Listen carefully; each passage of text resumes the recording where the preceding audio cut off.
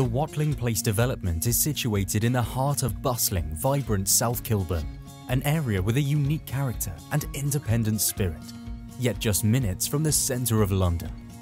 This large-scale project, designed by PRP architects, features over 200 DucoSlide panels. The open and closed sliding panels allow considerable sunlight, so that the flats can be heated partly passively in winter, but also prevent overheating in summer. DucoSlide sliding panels are made up of frames with either aluminium or timber infills. Here, the architect opted for the DucoSlide wood with wooden slats. These slats create a warm and cozy feel to the exterior facade and offer an effective solution to control solar gain and privacy.